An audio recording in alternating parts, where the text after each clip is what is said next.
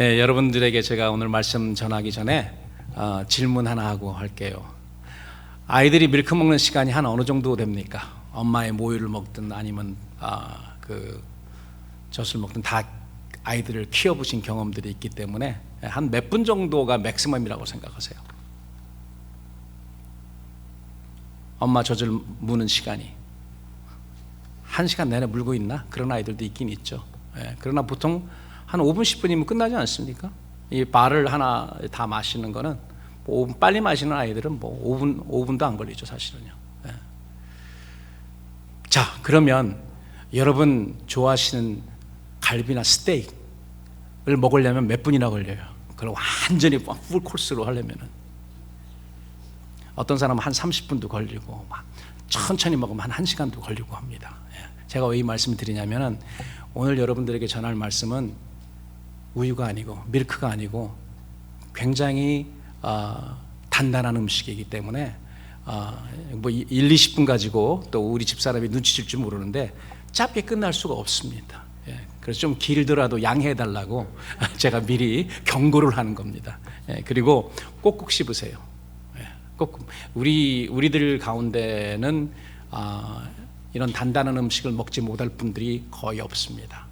그래서 어떻게 보면 다행이고 어떻게 보면 그렇지 않은데 오늘 그 말씀을 여러분들과 함께 굉장히 단단한 음식이기 때문에 조심스럽지만은 여러분들과 함께 나누기를 원합니다. 계시록 1장 3절을 보시죠. 1장 3절을 우리 다 같이 한번 읽겠습니다. 요한계시록 1장 3절 다 같이 시작. 이 예언의 말씀을 읽는 자와 듣는 자들과 그 가운데 기록된 지키는 자는 복이 있나니 때가 가까움이라. 복이 있나니 때가 가까움이라. 김 목사님이나 저나 눈이 비슷한 것 같아. 시력이 저도 잘 안 보여요. 조그마한 거. 자, 이 말씀 이외에 여러 가지 말씀이 있는데 특별히 그 1장과 22장 요한계시록 22장이 있거든요. 1장 시작하는 서두에 이 말씀을 읽고 듣고 지키는 자가 복이 있다라고 말씀하셨고요. 제일 마지막 장인 22장에도 동일하게 나옵니다. 여기는 그냥 앞걸 잘라버리고 지키는 자가 복이 있다. 그냥 단도직입적으로 말하고 끝나버립니다. 이 요한계시록이. 그렇기 때문에 이 말씀은 무슨 말이냐면 이 요한계시록은 읽고 듣고 지키지 않으면 아무 우리에게 쓸모가 없는 그런 도움이 안 되는 그런 말씀이라는 거예요. 지키지 않으려면 볼 필요도 없는 거죠. 그 결론은 마찬가지이기 때문에.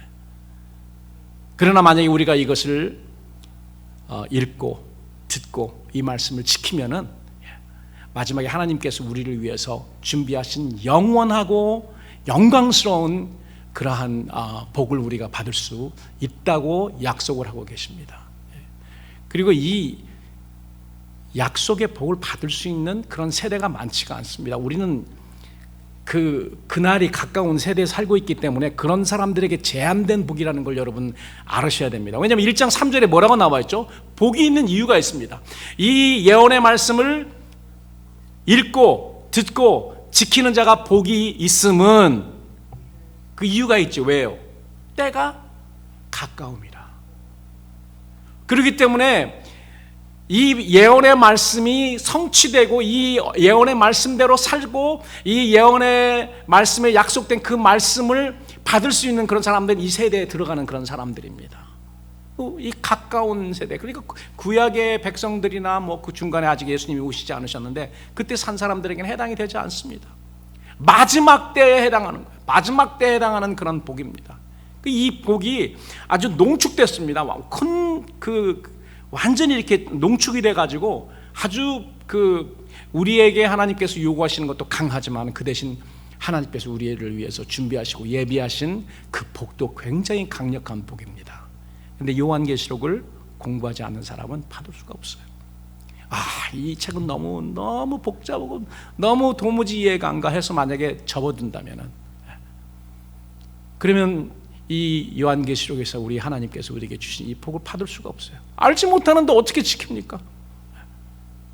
그렇기 때문에 우리는 어렵더라도요 하나님께서 성령으로 인도하시고 조명해서 다 알 수 있도록 그렇게 하셨습니다. 우리가 모르는 거는 그냥 접어두면 됩니다. 그러나 우리가 그 이유 때문에 요한계시록을 멀리할 수 없죠. 그래서 이 요한계시록의 내용을 읽고 듣고 공부해야 되는 것이죠. 그리고 지키는 자가 복이 있는 것입니다. 우리는 25년 연초 특별 새벽기도를 통해서 성경이 말하고 있는 복과 복 있는 자가 무엇인지 살펴보았습니다. 첫날에는 시편 1편을 통해서 많은 부와 권력과 영예를 얻는 것이 복이라고 생각하는 이 세상 사람들의 복의 개념과 하나님 백성들, 하나님의 사람들이 생각하는 그 복의 개념이 다르다고 여러분들에게 말씀드렸습니다. 우리가 말하는, 성경이 말하고 있는 복은 뭐냐면 하나님 자신이 복이십니다. 복의 근원이세요. 그렇기 때문에 복의 근원이신 하나님과 연결되지 않고는요 절대로 하나님이, 성경이 이야기하고 있는 그 복을 받을 길이 없습니다. 세상 사람들은 지 맘대로, 자기 맘대로 그 개념의 복을 추구하는 거죠. 그렇지만 참 복은 복의 근원이신 하나님과 예수님을 통해서 연결되는 것입니다. 그 임마누엘, 하나님이 우리와 함께 하시다, 이 복이 가장 큰 복입니다. 연결이 돼야지 그 연결된 고리를 통해서 우리에게 하나님의 은혜가 내려오기 때문에 그렇습니다. 그리고 그 통로가 뭐냐면 믿음이에요. 그래서 여러분 아시죠? 에베소서 2장 8절 말씀에 사도 바울이 그렇게 이야기합니다. 믿음으로 말미암아, 믿음을 통해 하나님의 은혜를 인해서 우리가 이 구원을 받았다. 믿음은 도구죠. 그러나 하나님의 은혜는 복입니다. 하나님의 은혜가 복이에요. 그러니까 여러분, 하나님과 우리가 연결된 사람들이잖아요. 그 증거가 뭐냐면은 성령이십니다.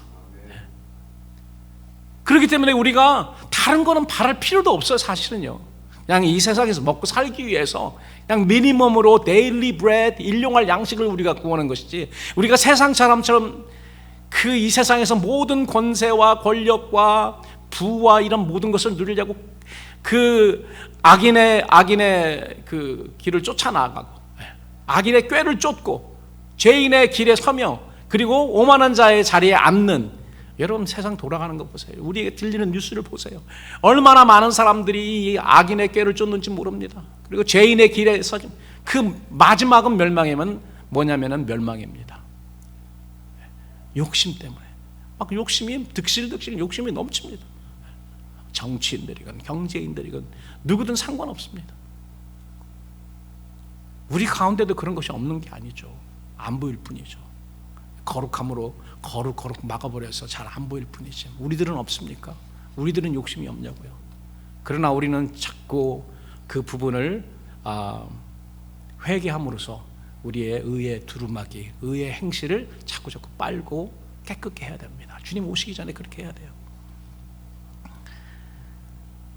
두 번째 날과 세 번째 날에는 시편 기자처럼 주야로 율법을 묵상하며 하나님께 은혜 받는 방법을 배우려는 제자들에게 예수님이 그걸 알려주시잖아요. 구약의 사람들은 율법을 묵상하기만 했지, 그 율법에 대해서 자세한 것, 율법이 무엇을 말하는지도 잘 몰랐습니다. 우리가 훨씬 많이 아는 거예요. 그 율법이 성취된 시대에 우리가 살고 있잖아요. 예수님이 나오셔서 하나님의 복을 받는 그런 조건에 대해서 산상수훈 첫 부분인 팔복을 통해서 우리에게 말씀하셨습니다. 그리고 우리 내용을 살펴보았잖아요. 오늘은 요한계시록의 7가지 복에 관하여서 여러분들에게 말씀드리고자 합니다. 7가지의 복은 우리 주님이 제시하는 이 세상 마지막 때의 궁극적인 ultimate blessing이기 때문에 굉장히 중요합니다. 아무나 들을 수 있는, 아무나 이게 해당되는 그런 말이 아니고, 이제까지 살았던 그 구약을 포함해서 이때까지 세대 사람들은 적용이 안 됩니다. 우리는 그날이 가까이 왔잖아요. 그렇기 때문에 우리는 복된 그러한 사람들이죠. 거기에 들어가야지 이 복을 누릴 수 있고 이 예언의 말씀처럼 살 수 있기 때문에 그렇습니다. 그러기 위해서 어떻게 해야 돼요? 우리가 거기 들어갈지 안 들어갈지는 잘 모르지만 우리가 뭐는 하고 있어야 됩니까? 준비를 하고 있어야 됩니다. 준비하고 있어야 돼요. 계시록에 등장하는 숫자 중에 가장 많이 등장하는 숫자가 여러분 뭐라고 생각하십니까? 7777. 일곱이라는 숫자입니다. 뭐가 있죠? 일곱에? 일곱 교회, 일곱 인, 일곱 나팔, 일곱 대접재앙, 그리고 뭐 일곱 우레도 있습니다. 또 뭐 있죠? 하여튼 많이 있어요. 지금 기억이 잘 안 나는데 일곱 천사들도 있습니다. 일곱 천사도 있고 많이 있습니다. 그런데 여러분, 계시록은 복 있는 사람, 복 있는 자도 자에 대해서 말씀하시는데 7번이 나옵니다. 제가 그걸 다 찾아봤죠. 7번. 몇 번이나 있나 제가 봐서, 그러니까 7번이 있더라고요. 비록 사도 요한은 이 내용을 기록하면서 자기가 7번 복이라는 그런 개념을 사용하는지 잘 몰랐을 수도 있습니다. 일부러 그냥 7개만 한 것이 아니고, 어떤 학자들은 그렇게 보는 학자들도 있지만은 자기가 7번 복에 대해서 쓰는지 모르는 상태에서 썼지만, 성령님은 계시록에 기록된 이 복 있는 자들이 얼마나 귀하고 중요한 자들인지 암시하기 위해서 7번을 사용하셨을 것이다. 저는 그렇게 생각을 합니다. 제가 틀릴 수도 있지만. 그래서 오늘 7가지 요한계시록에서 우리 주님이 말씀하신 이 복에 대해서 여러분들에게 말씀드리려고 합니다.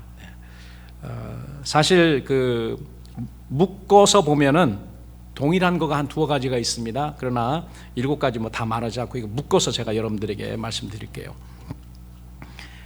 첫 번째로는 이 예언의 말씀을 읽고 듣고 지키는 자가 복이 있다. 여기서 읽고 들어야지 지킬 거 아닙니까? 읽고 듣지 않는데 뭘 지키는 거예요? 지킬 수가 없습니다. 그렇기 때문에 당연한 거죠. 우리가 하나님의 말씀을 듣고 그 말씀대로 어떻게 하는 거죠? 순종하며 사는 것입니다. 예수님도 산상수훈 마태복음 5장, 6장, 7장을 마치고 제일 마지막 부분에 뭐라고 말씀하셨습니다? 이 나의 말을 듣고 순종하는 자는 마치 반석 위에 집을 지은 자 같으리니. 말씀은 들었지만 순종하지 않으면, 실천하지 않으면 뭐 집을 짓긴 졌어. 그러나 집을 어디 위에 졌어요? 모래 위에 집을 졌기 때문에 어려움에 큰 풍파, 재난, 환난 이런 것들이 닥치면은 무너짐이 크다 그랬습니다. 저는 지금 세상에 수많은 사람이 나는 기독교인이요, 나는 하나님의 말씀을 읽고 하나님의 말씀을 공부하고 하나님의 말씀을 압니다. 그리고 나름대로 또 실천하며 살겠죠. 그렇지만 궁극적으로 하나님의 말씀 순종하는 거에 더디기 때문에, 그렇기 때문에 그날 어려운 환난이 닥치고 그날 어려움에 들어가면은요, 많은 사람들의 집이 무너질 수밖에 없다고 생각해요. 이건 내 말이 아니고 예수님께서 하신 말씀입니다. 그렇기 때문에 지혜로운 자가 되어서 지금부터 실천하라는 것입니다.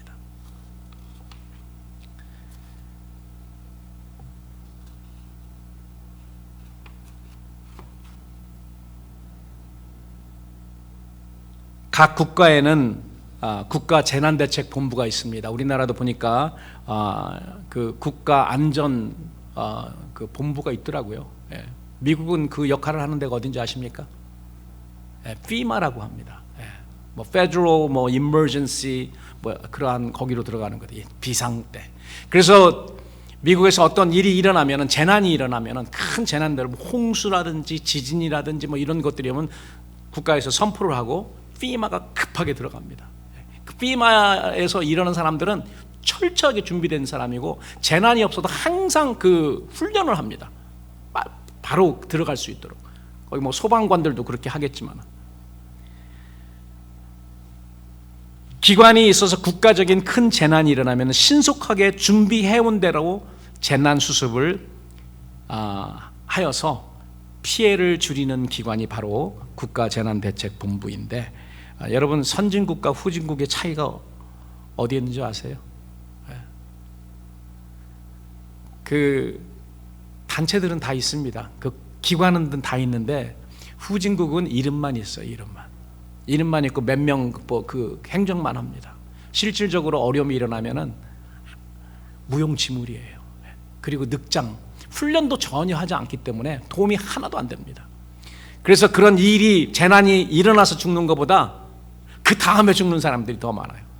밑에 깔렸는데 지진이 나서 그걸 구출할 사람이 없는, 준비된 사람이 하나도 없기 때문에 밑에 깔리는 사람들이 다 이틀 3일 지나면 다 죽어버리는 거죠.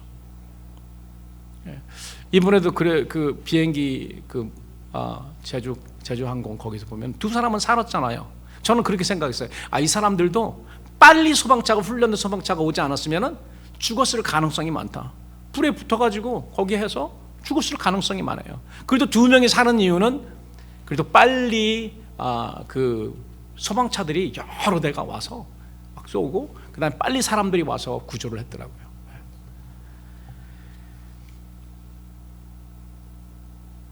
후진국은 재난 시에 이러한 일들을 잘 작동시키지 못하고 전혀 준비되지 않아서 허둥지둥하며 옆에 다른 나라 국가에 잘 훈련된 사람이 와야지 겨우 처리할 수 있는 그런 국가들도 많아요. 소위 후진국입니다.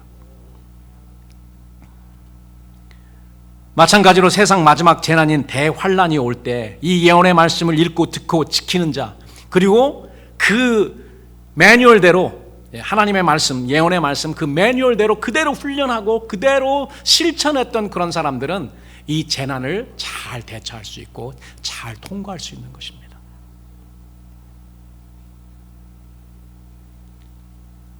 예수님도 마태복음 7장 후반부에서 산상수훈의 결론을 그렇게 말씀하셨잖아요.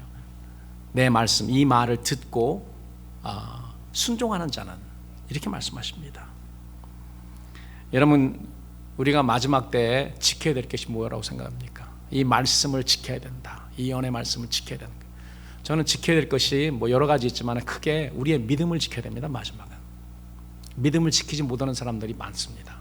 많을 것입니다. 왜 믿음을 지키지 못하냐면은 믿음과 순종은 별개라고 생각하기 때문에 그렇습니다. 우리가 하나님의 말씀을 듣고 그 말씀을 믿기 때문에 날마다 작은 것부터 우리가 실천하고 순종하고 그 연습을 계속하는 사람은요, 어려움이 왔을 때 그대로, 그런 말이 있잖아요. 군대에 군인들이 훈련하기 위해서 흘리는 땀은 전쟁 시에 피를 대신한다. 피를 흘리지 않는 거죠. 대신이요, 땀을 흘리면. 그래서 우리가 보면은 믿음이 있으면 되지 그렇게까지 하나님 말씀 지키려고 노력들이야, 우리 어차피 구원받는 거 똑같잖아, 이렇게 생각하면은요 그 무너짐이 심할 거라는 것이죠. 우리가 마지막 때 성도들이 지켜야 될 것은 우리의 물질도 아니고 우리의 권세, 명예나 심지어 목숨도 아닙니다. 우리가 지켜야 될 것은 주님에 대한 우리의 충성심, 곧 믿음입니다. 그렇기 때문에 우리 주님이 그렇게 말씀하시잖아요. 네가 죽도록 충성하라. 그리하면 내가 생명의 멸관을 내게 주리라. 우리가 예수님께 충성하기 위해서, 예수님에 대한 우리의 믿음을 지키기 위해서, 그러기 위해서 우리의 목숨을 아끼지 않는다면은 우리 주님의 약속은 뭐냐면 생명의 면류관. 이 생명의 면류관은요 그냥 다시 목숨을 이 세상에 살게 해준다는 말이 아니고요, 영원히 죽지 않는 영광스러운 영원한 생명입니다. 영생을 허락하신다고 하셨습니다. 우리가 이 땅에서 70년 80년 사는 이 목숨이 아니고요, 영원한 그러한 목숨, 영원한 생명, 영생을 약속하신 것입니다.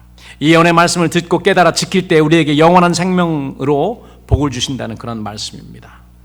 근데 계시록의 7가지 이 복 있는 자에 대해서 살펴보면요 신기한 게 있습니다. 이건 뭐냐면요, 하나님은 내가 너 복 주겠다 이렇게 아무 조건도 안 다는 그런 복이 있습니다. 아브라함에게는 어떻게 말씀하셨어요? 그냥 내가 너 복 주겠다, 무슨 조건을 걸지 않았습니다. 창세기 12장에 보면은 그냥 하나님이 그냥 명령한 거예요. 왜요? 하고 끝나요. 어떻게 하면이 아니에요. 그런데 계시록의 7가지 복은요 전부 다 컨디셔널입니다. 조건부예요. 기록한 것을 지키는 자가 컨디션입니다. 지키는 것, 지키는 자는 복이 있다. 그리고 두 번째, 이 말씀의 두 번째 이슈는 뭐냐면, 제가 말씀드린 대로 이 복은 모든 세대 사람에게 다 열려있는 게 아닙니다. 마지막 시대를 통과해야 되는, 큰 환난을 통과해야 되는 그런 사람에게만 열려있는 복입니다. 성경은 일반적으로 하나님의 말씀을 읽고 묵상하는 자들, 시편 1편에 나와 있잖아요. 주야로 묵상하는 자는 복이 있다 라고 말하고 있습니다만, 계시록에 기록된 이 예언의 말씀을 지키는 자가 복이 있는 것입니다. 그게 구약의 개념과 다르죠. 이 컨디션이에요. 특별히 요한계시록에 나와 있는 이 계시록에 나와 있는 복들을 보면은요, 복 있는 자들을 보면 하나님께서 우리에게 엑스트라 크레딧을 주시는 거죠. 우리에게 엑스트라 복을 주시기 위해서. 그러니까 아무에게 열려 있는 게 아니에요. 소수의 사람에게 열려 있는 것이라는 것입니다. 그 부분이 다릅니다. 그러니까 모든 사람이 다 그 큰 환난을 통과하는 게 아니잖아요. 우리도 통과하지 않을 수 있죠. 우리가 그 시대에 가기 전에 우리가 죽으면 그렇게 되지 않죠. 우리가 뭐 살면서 주님을 위해서, 복음을 위해서 환난 받는 건 있지만, 그것도 인정해 주시겠지만 큰 환난을 통과하는 건 아니죠. 우리는 이 예언의 말씀을 지킬 수 있는 가까운 시대에 사는 성도들이기 때문에 계시록 1장 3절은 그게 복이라고 하면, 때가 가까움이라, 그것이 복이라는 것입니다. 그리고 첫 번째, 두 번째 그게 이제 복이었고요.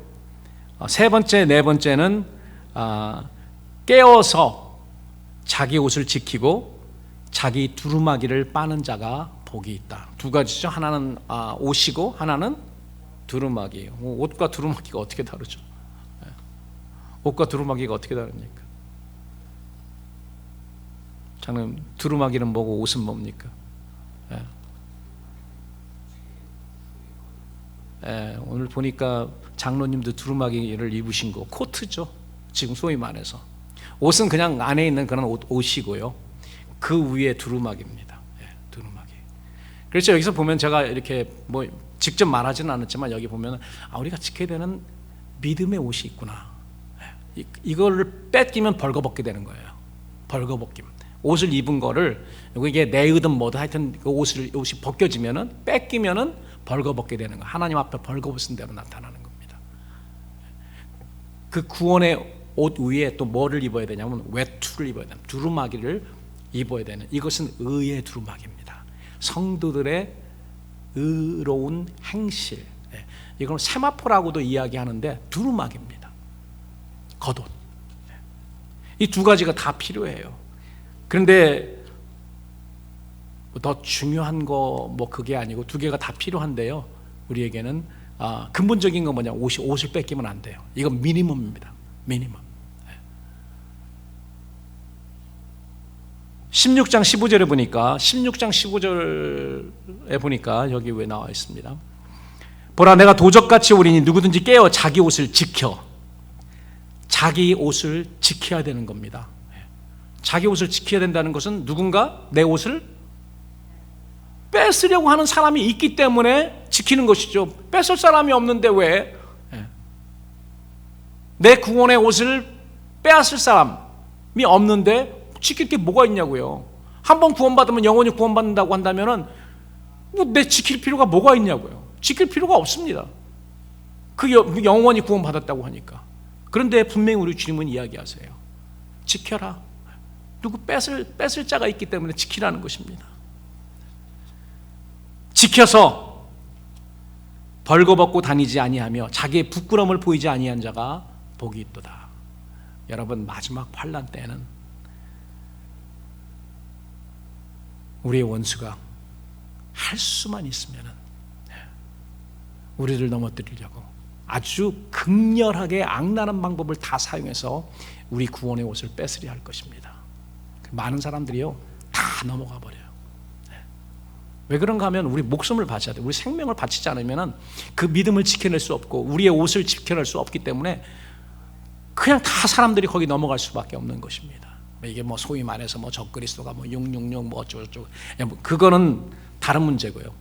그런 상황으로 우리가 큰 환난 때는 들어갈 것이라는 것이죠.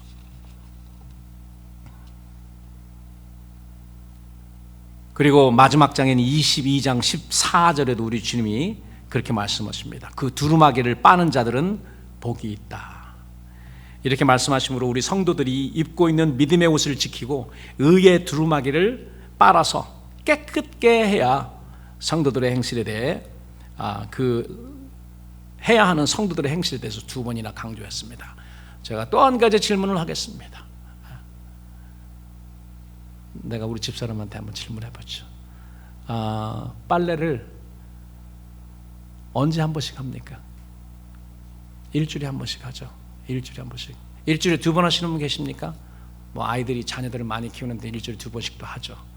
혼자 사는 분들은 뭐 2주일에 한 번도 하고. 우리가요, 이 세상의 옷도 일주일에 한 번 정도는 빱니다. 세탁을 합니다. 그렇지 않으면 어떻게 해요? 냄새나고 더럽고 그렇잖아요. 그런데 우리 의의 옷, 우리의 행실, 언행, 심사간에 짓는 이 세상에 그냥 나가면은요, 우리는 죄를 짓게 돼 있어요. 보는 것이 죄고, 듣는 것이 죄고, 말하는 것이 죄고, 막 우리 너무나도 잘 알잖아요. 그럼 어떻게 해야 됩니까? 주님 앞에 나와서 정기적으로, 적극적으로 계속해서 주님 앞에 서는 날까지 회개해야 됩니다. 그 믿음의 옷은 마지막 때에 이제 그 원수가 와서 적극적으로 막 극렬한 방법을 사용해서 그 음식도 안 주고 먹어서 살아야 되는데 음식도 안 주고 상황은 어려워지고 농사 지을 수 있는 상황도 아니고 정부에서 다 배급제로 해서 배급하려면은 뭘 받고 가라, 그런 여러 가지 운동들이 일어나고 있지 않습니까? 그런 상황에서 받지 않으면은, 내 믿음을 버리지 않으면은 살 길이 막막합니다. 그런데 누가 아무리 뭐 20년 30년 믿음 생활을 했다고 그래서 거기에 대해서 그냥 인정하고 그냥 죽어버리는 사람, 아니면 목숨을 내주는 사람 그렇게 많지 않을 것 같아요. 그렇기 때문에 지금부터 선포를 해야 되는 것이죠. 어떤 상황에서도 우리는 믿음을 잃으면 안 된다. 믿음의 옷을 지켜야 된다는 거죠. 이 믿음은 주님에 대한 우리의 정조입니다. 우리 주님에 대한 우리 정조가 바로 이 옷이에요. 뭐 어느 정도 사실인지는 모르겠습니다. 우리나라 옛 여인들은 자기의 정조를 지키기 위해서 항상 뭘 품고 다녔냐면은 은장도를 가슴에 품고 다녔습니다. 그래서 남편에 대한 죽음으로 자기 남편에 대한 정조를 지키기 위해서 그랬다는 거죠. 뭐 어떤 사람은 그 은장도가 그 목적 때문에 만들어진 것이 아니고 도구로, 우리가 그냥 뭐 도구 차고 다니잖아요. 그거로 쓰였다. 뭐 어쩐지는 모르겠어요. 내가 그냥 아는 바로는 정조를 지키기 위해서 여자들이 몸에 은장도를 지니고 있었다. 내가 드라마를 너무 많이 봤나? 사극에서는 항상 이 은장도는 정조를 지키기 위해서 사용하는 거였잖아요. 이게 무슨 말인가 하면은 우리도 하나님, 주님에 대한 우리의 믿음, 정조를 지키기 위해서 언제든지 우리의 목숨을 가고 내놓고 사는, 준비하고 사는 그런 삶을 살아야 된다는 거죠. 거기에 연결된다라고 이렇게 저는 생각을 합니다. 마지막 22장에 있는 두루마기를 빠는 자들, 의로운 행실의 두루마기라고 하는데, 여러분, 어떤 교회는 어떤 목회자들은 이렇게 가르칩니다. 회개는 일생에 단 한 번만 하면 된다. 여러분 혹시 그런 교회 다니신 적 있으십니까? 구원은 한 번 받으면 영원히 받는다 라고 말하는 것도 있고요. 그리고 회개는 일생에 단 한 번만 하면 된다. 뭐 꼬장꼬장하게 와서 매일 뭐 회개하고 그냥 눈물을 흘리고 짜고 뭘 그러니. 여러분, 그것은 하나님의 말씀이 아닙니다. 하나님의 말씀이 아니고 어디에서 오는지 우리 너무나도 잘 압니다. 하나님의 말씀은 우리의 의의 행실의 겉옷인 두루마기를 우리가 세상에서 입고 다니면 온갖 먼지로 더러워집니다. 그리고 우리 주님도 그렇게 말씀하셨잖아요. 우리 주님도 제자들의 어디를 씻었죠? 팔을 씻었습니다. 깜짝 놀라서 베드로가 아유 내 발을 어떻게 주님이 시키십니까? 이렇게 물어보니까 야 내가 발 씻기지 않으면 너 나 상관이 없어. 그랬더니 어떻게 또 이제 뭐 양극으로 가죠. 그럼 전부 다 씻어주세요. 전부 다 씻을 필요 없어. 너네들은 이미 몸 전체를 다 씻었기 때문에 필요 없고 발은 왔다 갔다 세상 살면서 더러우니까 그때그때만 다 씻어야 되는 거야. 손도 씻고 발도 씻고. 이게 우리가 날마다 주님 앞에 나와서 회개해야 되는 것이고, 이 회개는 언제까지?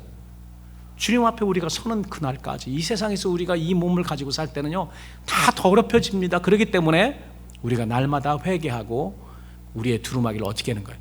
세탁하는 것입니다. 빠는 거예요. 그래서 우리가 주님 만날 때는 우리 성도들의 두루마기가 세마포처럼 빛나야 됩니다. 우리 교회가 괜히 빛나는 교회겠습니까? 빛나야 됩니다. 착한 행실로 빛나야 됩니다. 그 행실로 많은 사람들이 보고 하나님께 영광 돌릴 수 있도록 빛내야 됩니다. 적극적으로 해야 되는 것입니다. 이 빠는 행동은요, 그 헬라에 보니까 이거는 뭐냐면은 현재 시제로 현재 시제 그리고 능동태입니다. 적극적으로 하는 거예요. 빤다는 것은 한 번만 하는 것이 아니고 지속적으로 계속해서 적극적으로 해야 된다는 그런 말입니다. 그래서 여러분 그냥 주님 앞에 나와서 회개하고 애통해하는 거 이걸 그치지 마세요. 그치지 마십시오. 그 두루마기를 빠는 자들이 복이 있는 이유를 성경은 계시록은 이야기하고 있습니다. 회개해서 옳은 행실을 가진 사람들만 생명나무에 나갈 수 있는 권세, 또 새 예루살렘 성에 들어갈 권세를 얻기 때문입니다. 엄청난 그런 권세예요. 이 땅에서 우리가 국회의원 되고 대통령 되고 이거는 얼마나 5년짜리잖아요. 5년짜리 국회의원은 4년이고 이런 것 때문에 그 여러 가지 그 악인의 꾀를 쫓고 별짓을 다 합니다. 그런데 여러분 우리는 영원한 권세, 어떤 권세입니까? 생명나무에 나갈 수 있는 권세, 새 예루살렘에 들어갈 수 있는 그런 권세, 영원한 권세, 영광스러운 권세입니다. 이것이 하나님께서 성도들에게 약속하신 진정한 복이고요, 우리가 마지막 때 힘써야 할 계시록의 복을 받는 조건입니다. 그러면 여섯 번째 복을 말씀드리겠습니다. 한번 따라서 하세요. 주 안에서 죽어 첫 부활에 참여하는 복. 와, 주 안에서 죽는 거가 무슨 복인가? 죽는 거가 아니라 그냥 죽는 게 아니고요. 어떻게 죽는 거예요? 주 안에서 죽는 겁니다. 계시록 14장 13절을 보니까 또 내가 들으니 하늘에서 음성이 나서 가로되 기록하라. 작은 이유로, 지금부터입니다. 지금부터, 그 당시 때부터 벌써 환란에 들어와 있는 거죠. 주 안에서 죽는 자는 복이 있도다 하시며 성령이 컨펌을 해주십니다. 가라사대 그러하다. 저희 수고를 그치고 쉬리니 이는 저희 행한 일이 따름이라. 이분들은 죽기 전에 무엇을 위해서 수고를 했습니다. 그리고 지금 그 수고한 것을 다 마치고 그리고 쉽니다. 그리고 하나님이 그 수고를 인정해 주신 거죠. 행한 일이 따릅니다. 그 사람들은 복이 있다는 거예요. 이것이 무엇일까? 그래서 성경을 앞뒤로 요한계시록 다 공부를 해야 됩니다. 왜 하늘에서 나는 음성은 작은 이유로 지금부터 주 안에서 죽는다들은 복이 있다고 말씀하신 것인가? 자, 여러분 혹시 이 말씀을 가지고 그 장례식에서 설교하는 목사님 저는 자주 보거든요. 그래서 작은 이유로 주 안에 죽는 복이 있다. 우리 돌아가신 장로님은 복이 있는 분이시다고 이 말씀으로 하시는 걸 제가 봤는데요. 그 말이 잘못된 건 아니에요. 예수님 믿다가 죽는 사람, 돌아가신 분들이 복되죠. 그러나 여기서 말하는 건 그 말이 아니거든요. 여기서 말하는 주 안에서 지금부터 주 안에서 죽는 사람들은 그 말이 아니고요, 특별한 죽음을 의미합니다. 그 이유 때문에 성령님이 그렇게 말씀하세요. 그러하다. That is right. 저희 수고를 그치고 쉬리니 이는 저희 행한 일이다. 특별한 수고, 특별한 환난에 특별한 일을 했기 때문에 하나님께서 그것을 인정해 주셨어요. 그리고 이제는 쉴 수 있는 거예요. 부활 때까지. 자, 환난 가운데 이 성도들이 행한 특별한 수고와 거기에 따른 약속의 상급, 즉 복이죠. 복이 무엇인가? 계시록 20장 4절 6절을 보겠습니다. 계시록 20장 4절 6절. 또 내가 보좌들을 보니 거기 앉은 자들이 있어 심판하는 권세를 받았더라. 또 내가 보니 예수의 증거와 하나님의 말씀을 인하여 목배임을 받은 자의 영혼들과 또 짐승과 그의 우상에게 경배하지도 아니하고 이마와 손에 그 표를 받지도 아니한 자들이 살아서 다시 산 겁니다. 부활했습니다. 그리스도로 더불어 1000년 동안 왕노릇하니 그 나머지 죽은 자들, 첫 부활에 참여하지 않고 죽은 그 첫 부활에 참여하지 않은 모든 자들입니다. 그들은 1000년이 차기까지 살지 못하더라. 그리고 이제 6절이 나옵니다. 이 첫째 부활에 참여한 자들은 복이 있고 거룩하다. 그냥 복이 있는 것이 아니고요, 복이 있고 하나가 더 붙습니다. 거룩하다. 거룩하다. 이 사람들은 스페셜한 사람이에요. 하나님이 거룩하셔서 피조물과 분리되고 스페셜한 분이라는 것처럼 사람들 가운데 이 첫째 부활에 참여하는 사람들은 거룩하게 분리된, 분별된 그러한 특유한 사람들입니다. 거룩하다. 왜?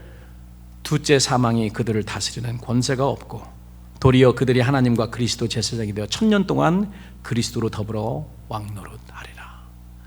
이 기간 동안에는 여러분 구약의 이사야서를 이렇게 보고 그러면은 참 평화스러운 이 세상이 벌어집니다. 근데 그 안에도요, 사람들이 굉장히 많이 있습니다. 죽지 않고, 거의 죽지 않습니다. 1000년 동안 죽지 않고, 그 환경이 굉장히 좋기 때문에요, 아이들도 막 생산합니다.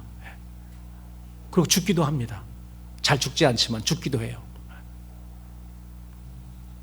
그런데 이 특별한 거룩한 사람들은요, 절대로 다시 죽지 않습니다. 그러니까 부활이에요. 죽지 않습니다. 그리고 어떻게 한다고요? 하나님과 그리스도의 제사장이 돼요.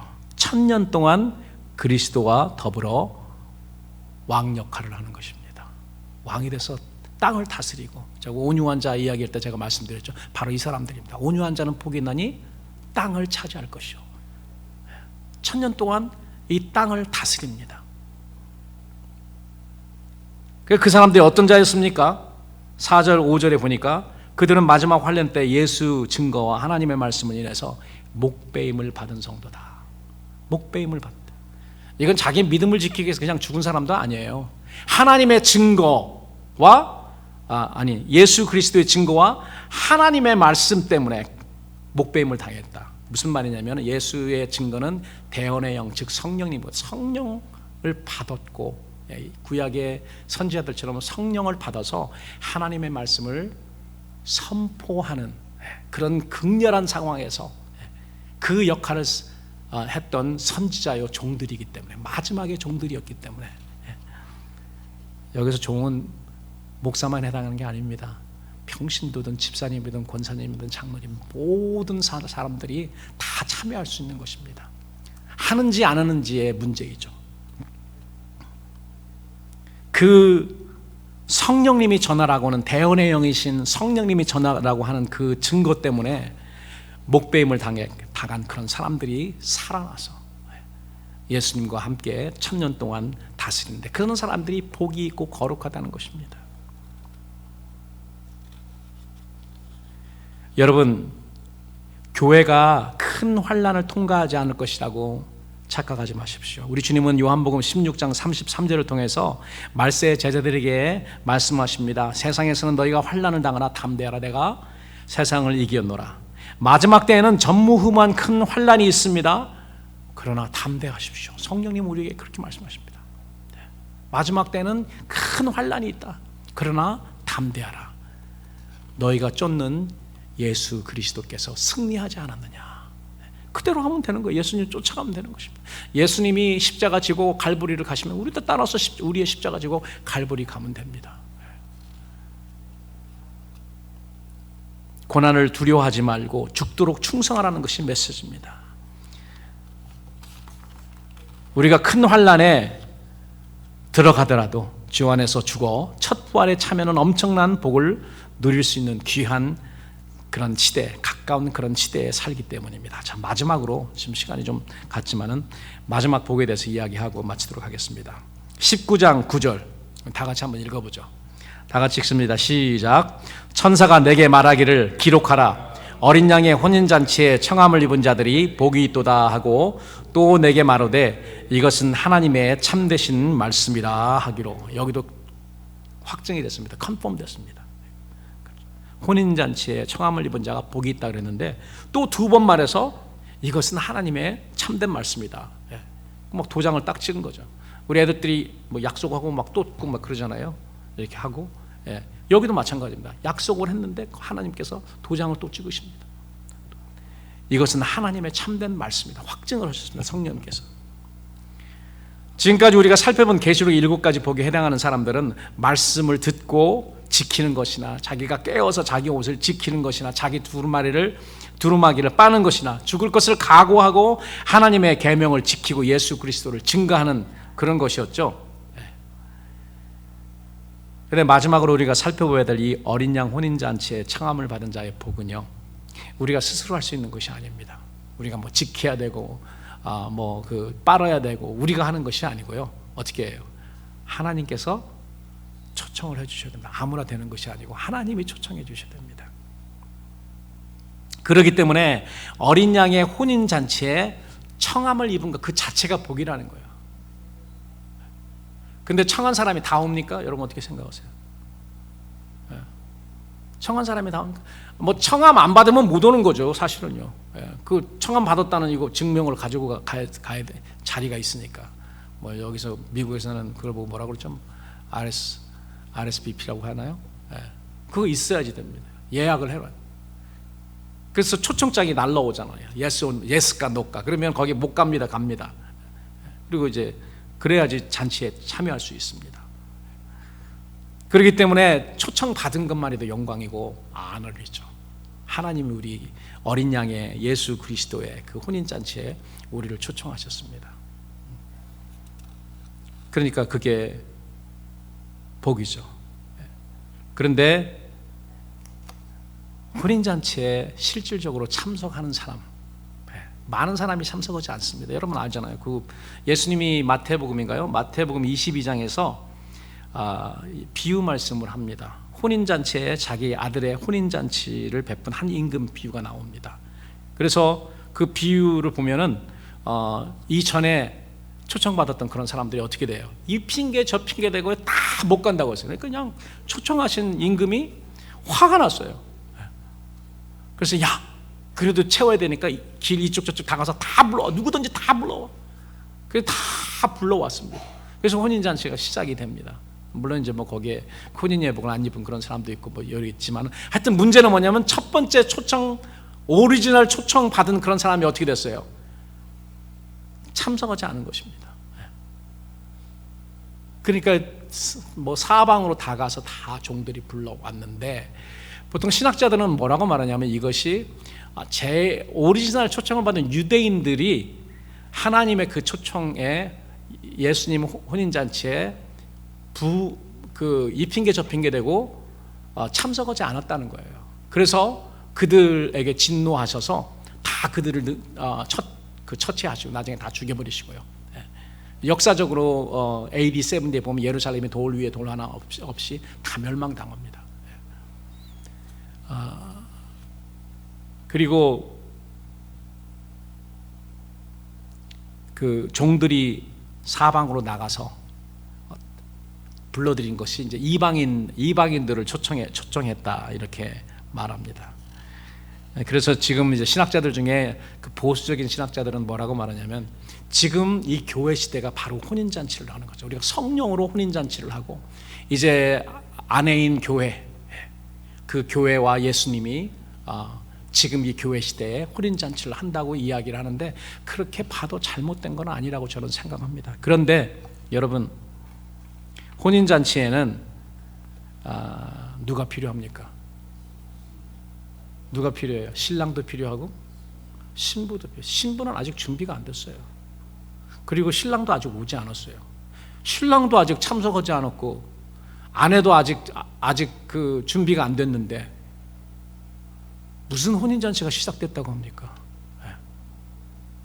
그래서 저는 이거 제 생각입니다. 이거는 무슨 성경에 그렇게 나와 있는 건 아니지만 제가 성경을 보는 해석은 신랑이신 예수님께서 이 재림하시고 그리고 새 예루살렘이 단장한 것처럼 첫 부활에 참여해서 세마포 완전한 그 세마포 옷을 입은 예수님의 아내가 준비된 다음에 혼인잔치에 들어갑니다.